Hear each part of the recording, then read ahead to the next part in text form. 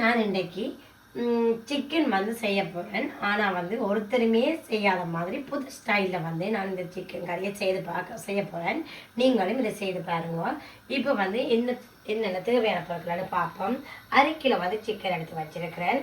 அதுக்கு வந்து 2 பெரிய வெங்காயம் எடுத்து கட் பண்ணி வச்சுக்கிறேன். இப்போ வந்து நான் தக்காளி வந்து 2 எடுத்து வச்சுருக்கிறேன். 2 எடுத்து கட் பண்ணி வச்சுருக்கிறேன். அதே நேரம் இஞ்சி உள்ளி பேஸ்ட் வந்து ரெடி பண்ணி வச்சுக்கிறேன். தயிர் வந்து 1/2 கப் எடுத்து வச்சுக்கிறேன். க்ரீம் வந்து 1/4 கப் எடுத்து வச்சுக்கிறேன். அடுத்தது வந்து கஜு வந்து நான் ஊற வச்சு எடுத்து வச்சுக்கிறேன். அது பேஸ்ட் பண்ண போகிறேன். அதோட வந்து தேவையான இப்போ நான் செய்முறைக்குள்ள போய்க்கு நான் ஒவ்வொரு அளவுகளையும் சொல்லி நான் செய்கிறேன். இப்போ வந்து செய்முறைக்குள்ள போவோம். 2 மேசக்கரண்டி வந்து நான் எண்ணெய் சேர்க்க போகிறேன்.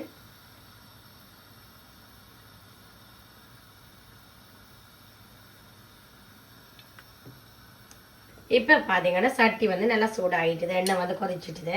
நான் வந்து வெங்காயத்தை வந்து சேர்க்கிறேன்.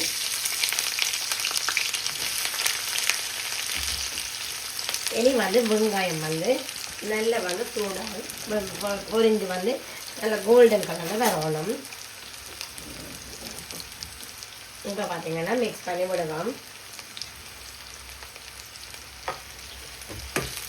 நல்ல கோல்டன் கலரில் வரும் வரைக்கும் நாங்கள் வெயிட் பண்ணணும். ஓகே, பார்த்தீங்கன்னா நல்ல கோல்டன் கலரில் வந்துட்டு இந்த டைமில் வந்து நான் இஞ்சி உள்ளி பேஸ்ட்டை வந்து போடுறேன். அதுவும் நல்ல வடிவாக அந்த பச்சை வாசனை போகும் வரைக்கும் நாங்கள் வந்து நல்ல வடிவாக வதக்கணும்.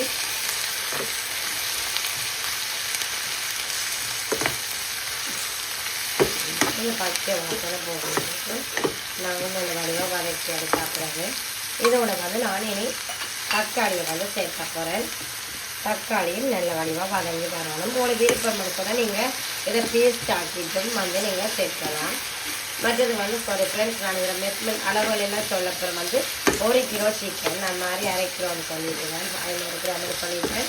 ஆனால் 1 கிலோ சிக்கனுக்கு தான் நான் இந்த அளவுகள் மாதிரி செய்கிறேன். இப்போ இந்த தக்காளியும் நல்ல வடிவாக வதங்கினா பிறகு பார்ப்போம். பார்த்தீங்கன்னா நல்ல வடிவாக தக்காளி எல்லாம் வதங்கிட்டு இந்த டைமில் நான் வந்து கொஞ்சம் வந்து கருவா வந்து எல்லாமே எடுத்து வச்சுருக்கிறேன்.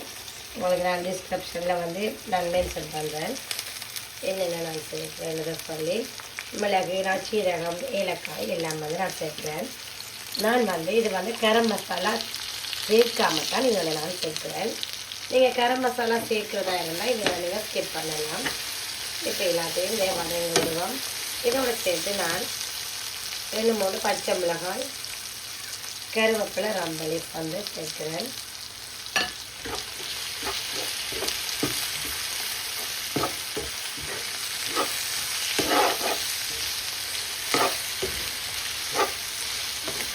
இதெல்லாம் நல்ல வடிவாக வதங்கணும். நல்ல வடிவாக எல்லாமே நல்ல வடிவாக வதங்கி வந்துட்டுக்கிறேன். நான் இதில் வந்து மஞ்சள் தூள் வந்து 1 டீஸ்பூன் சேர்க்கிறேன். மஞ்சள் தூள் வந்து 1 டீஸ்பூன் சேர்க்கிறேன். தனி மிளகாய் தூள் வந்து 3 ஸ்பூன் வந்து நான் சேர்க்கிறேன். உங்களுக்கு வந்து உரைப்புக்கு ஏற்ற மாதிரி வந்து நீங்கள் சேர்த்துக்கொள்ளுங்க. நான் வந்து தனி மிளகாய் தூள் 3 டீஸ்பூன் வந்து சேர்க்கிறேன். அதோட மல்லித்தூள் வந்து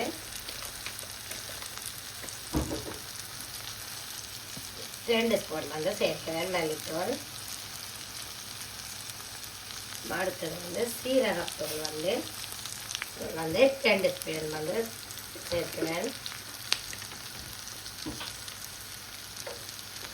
அந்த கரம் மசாலா வந்து நீங்கள் கரம் மசாலா சேர்க்கிறதா இருந்தால் நீங்கள் 2 டீஸ்பூன் சேருங்க.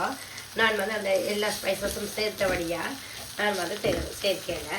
இனி வந்து உப்பு வந்து எங்களுடைய டேஸ்ட்டுக்கு ஏற்ற மாதிரி நீங்கள் செக் பண்ணி பார்த்துட்டு உப்பு சேருங்க.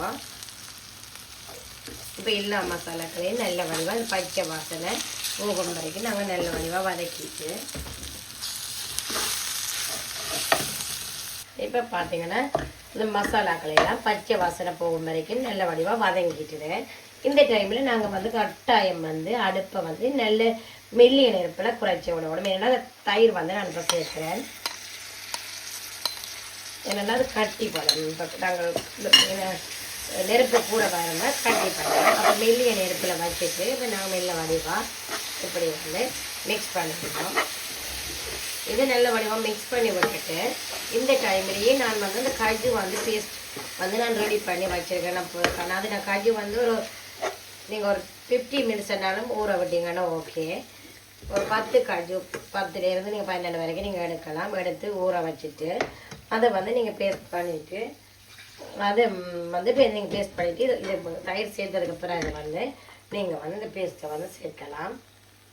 இப்போ வந்து நான் காஜு பேஸ்ட்டையும் இதோட வந்து சேர்க்கிறேன்.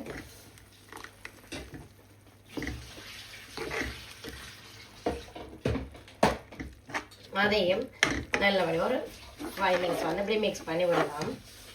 பார்த்தீங்கன்னா நல்ல வடிவாக இந்த பேஸ்ட் வந்து இப்போ ஓகே வந்துட்டுது கிரேவி வந்து. இப்போ இந்த டைமில் வந்து நான் கழுவி வச்சு சிக்கன் எல்லாத்தையும் வந்து சேர்க்கிறேன்.